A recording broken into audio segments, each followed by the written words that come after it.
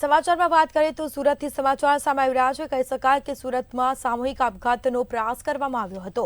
સાથે જ કહી શકાય કે બાળકોને ઝેર પીવડાવીને મહિલાએ પણ દવા પીધી હતી, જેમાં ત્રણેયની હાલત ગંભીર હોવાનું પણ સામે આવ્યું છે। સુરત સચિન પાલી ગામની આજે ઘટના સામે આવી છે, જેમાં મહિલાએ બે માસૂમ બાળકોને દૂધમાં ઝેર પીવડાવ્યું હતું। તો ત્રણેયને તાત્કાલિક સારવાર અર્થે સિવિલ હોસ્પિટલમાં લઈ જવામાં આવ્યા હતા। આપઘાતના પ્રયાસ પાછળનું કારણ હજી પણ અકબંધ જાણવા મળ્યું છે। શેના માટે આપઘાતનો પ્રયાસ કર્યો હતો તે કારણ હજી સુધી સામે આવ્યું નથી, પરંતુ તાત્કાલિક તેઓને સારવાર અર્થે સિવિલ હોસ્પિટલમાં લઈ જવામાં આવ્યા હતા।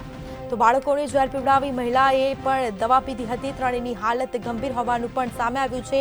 તાત્કાલિક તેઓને સારવાર અર્થે સિવિલ હોસ્પિટલમાં લઈ જવામાં આવ્યા હતા। મહિલાએ બે માસૂમ બાળકોને દૂધમાં ઝેર પીવડાવ્યું હતું।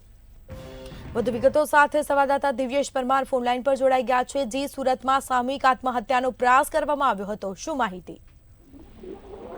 જે પ્રકારે સુરત શહેરમાં એક ઘટના સામે આવી છે જે હચમચાવી દેનારી છે, કારણ કે મહિલાએ એ માસૂમ બાળકોને દૂધમાં ઝેર પીવડાવી અને પોતે પણ ઝેરી દવા પી લીધો હોવાનું સામે આવ્યું હતું। સુરતના સચિન વિસ્તારમાં આ પ્રકારની ઘટના બની હતી।